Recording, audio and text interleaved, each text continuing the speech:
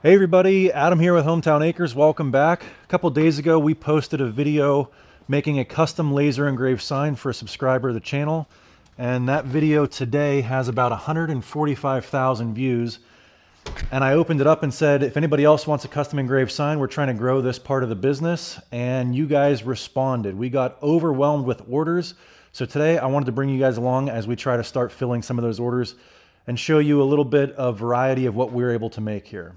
So as always, we're starting off with a piece of air-dried lumber off of our own sawmill. This is cherry, and then we're going to run it through the planer to basically clean it all up, get a uniform thickness, and get rid of all that weathered wood look, and have a nice clean engraving surface to give us some blanks.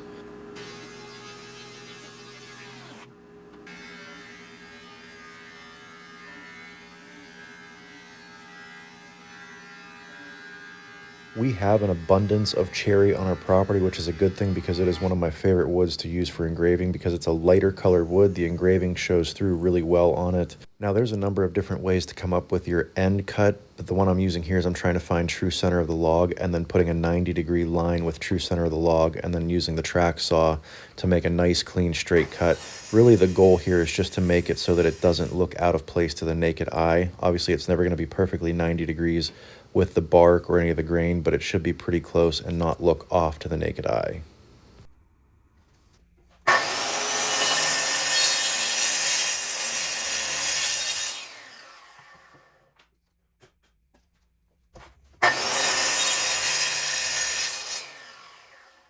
All right, so now we've got 3 blanks ready for engraving. We've got one more we've got to prepare. Those 3 cherry 1-inch thick slabs we were just looking at are for interior, but we have one sign that somebody wants for outside. So they wanted white oak. The only white oak that I have is some 3-inch thick live edge slabs. And this is wider than what will fit through the planer. So I had to tell the guy, unfortunately, I'm going to have to make it a rectangle. It won't be able to be live edge slab because I don't have anything 20 inches or less in white oak that'll fit through the planer. So this one we're going to cut down. It's going to be rectangular, and we'll see what we come up with there. Now I know some guys out there are all up in arms about this whole trend going towards electric, but I will say there is a time and a place for an electric chainsaw. Right here is one of them. Inside the shop on a cold day, I didn't want to open up the garage doors. I didn't want to take the piece of wood outside. I just wanted to cut it right here in the shop, so there was no fumes. I didn't have to open up the garage doors, and really nice to just be able to push the button and have it go and not have to wait for it to warm up or anything like that. Now, white oak is a very hard, dense wood, and it's kind of difficult to mill, especially as you get into larger diameter wood. This log was about 38 inches when we put it on the sawmill, and when you start running into knots and things, even with a sharp, brand new blade, it'll still cause the blade to wander a little bit just because the thickness of the wood is so great. So I had to plane this down quite a bit to get it flat, and I took it from 3 inches all the way down to 2 inches, which was actually beneficial in another regard because any of my saws, the largest thing that they can cut through is about 2 1/4, and the track saw, once you add the thickness of the track there, it's actually right at 2 inches, so that worked out well, and you can see I was just barely able to get through that. And then once I have one square straight edge, then I can run it through the table saw. But even running 2-inch thick white oak through the table saw, you can see how much I'm struggling with that little portable job site table saw. But here's what this white oak looks like, all cleaned up and squared off. Beautiful, beautiful piece of lumber. It pained me to be cutting it into smaller sections like this. I wanted to make kitchen counters out of this stuff. And then to really finish it off and give it a professional look, I took a 1/4-inch round over bit on the router and gave it a nice chamfered edge all the way around the top edge.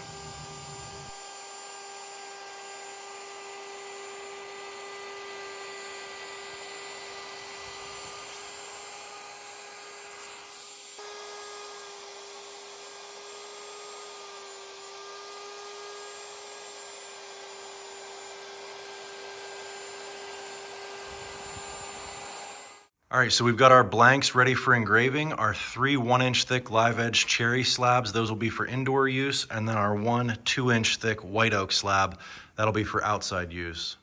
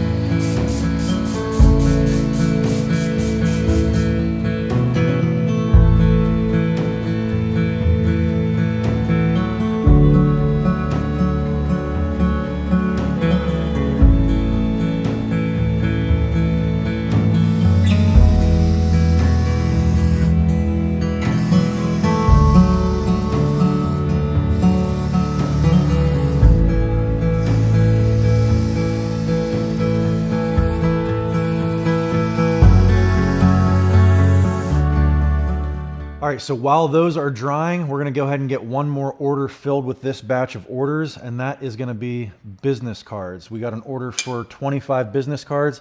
If you can't tell, the other day down at the sawmill, I went down and milled up a bunch of blanks. I've got 45 of them here.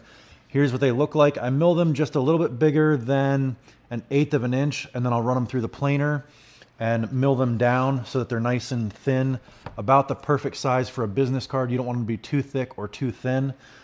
Plus the planer cleans them up real nice. You might be wondering if I'm gonna be, just freshly milling these, aren't they gonna cup and curl and twist? And what I have found is if you were to leave it like this, yes, it absolutely will cup and twist. So I'll keep weight on top of this whole stack to keep it from doing that. But once you get them cut out, that's such a small piece of wood that there's no more stress and tension on it as there is when you've got a whole big piece, because you've got knots and different fibers pulling in different directions. But once you cut it out, you relieve all of that tension because there's just not enough pulling and pushing force in this little amount of wood. So we're gonna go ahead and start engraving this next order. I'll show you how this works.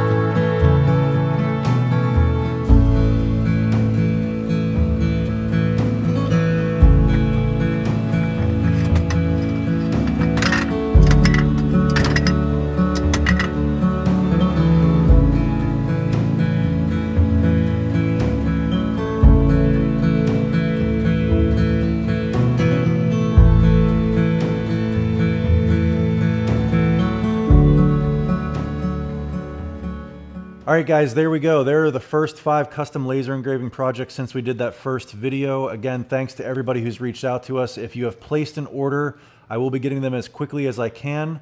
Should be done within the next week or 2 if you've been waiting for one. As far as the projects we did here today, and what designs I created myself versus what was provided to me, the Weiss Hardwood Ranch, this logo was given to me by the individual, and he just wanted one interior sign and one exterior sign. So this is the 1-inch thick live edge cherry. This is the 2-inch thick white oak slab that's been squared off because, again, that slab that I had was just way too big to run through the planer, so I had to make it rectangular. I have a bunch more white oak, so if somebody wants an exterior sign, I've got material for that. If anybody wants an interior sign, I've got plenty of cherry to do interior. So the Weiss logo was provided to me. I created the Janelle's Kitchen sign, the gazebo and grill sign, and also the logo or the entire business card layout for that as well. And hopefully this shows you a little bit of the variety that we can do. Obviously a business logo here, a backyard bar and grill logo, a kitchen logo, and then business cards. So we can do just about anything with that laser engraver and the sawmill. Just to give you an idea of what kind of information I need to create these designs, it's really not much. So this one here, the guy wrote, "Hey Adam, longtime follower of your YouTube channel. You are living my dream. Love everything you do. I would love to get a sign done by you and wanted to jump in line before you get overrun with orders. I was thinking of something for my wife for Mother's Day in the kitchen, something like Janelle's Kitchen, a picture of sourdough bread and seasoned with love." So he gave me 3 things, and that's really all I needed to create this was, just came up with a very simple design, Janelle's Kitchen, sourdough, little rustic circular pattern here, and then seasoned with love. Simple, done. And then the next one was, "Hey Adam, I watch your work on YouTube. We put a gazebo in our backyard last year. It includes a big Blackstone griddle. My wife and I plan to spend a lot of time out there and would love to have one of your signs. I don't have a design, but I know what I would like it to read. Welcome to Christine and Big Tim's gazebo. The artwork I would like to include would be hamburgers, hot dogs, soft drinks, and stuff like that." Now, I went in a little bit different direction than what he asked for, but it's still on theme. We've got grill utensils, an old-fashioned charcoal grill, and then a cow, pig, and chicken, and then, all symmetrically laid out, Christine and Big Tim's gazebo and grill. And if I go a different direction than what you asked for, I'm always going to send you the proof before, actually anytime I'm going to send you the proof before I actually start engraving it. I ran this by him and he didn't even kick it back and say, hey, I want something changed. He liked it just how it was and we ran with it. Now, as far as the business cards go, Anthony writes, hey Adam, I'd like to get some business cards made up for my farm and YouTube channel. My channel and farm name is Timberland Farms, named after my German Shepherd Timber. I got the idea for his name from producing firewood, and he's always in the wood yard with me. I'd like to have a design that incorporates a rustic look with a symbol or silhouette of a German Shepherd, along with other things that would make people think of farm fresh meats and produce, as well as firewood, hay, and my channel. So, I mean, I really don't need much. You know, if you can tell me 2, 3, 4 things that you like, I can pretty easily come up with a design and then run it past you, and then we can go back and forth with some changes. It is easier and it will save you some money if you can just send me a proof of exactly what you want. All I have to do is prepare the wood, engrave it, and then clear coat it. But if you don't have the ability or the know-how to do that, I can come up with something for you as well if you've been interested in thinking about getting one of these signs. I know I mentioned it in the last video, but I actually really enjoy this work. I've got another order of somebody that they want to do a double deer mount, European skull mount, and those are the kind of projects that I like working on because there's sentimental value, there's a story behind it, and I just like making things that I know are going to come out awesome and people are going to love and they're going to cherish them for a long time. So I know we've got a backlog right now, but if you're still interested in getting one, we are still taking more and more orders. So if you're interested, email us, hometownacres@outlook.com. I'd love to give you a hand. And I want to keep growing this business, and hopefully you guys will help us out along the way. Anyway, if you guys enjoyed this one, give me a big thumbs up, click that subscribe button, and I'll catch you on the next one. Thanks for watching.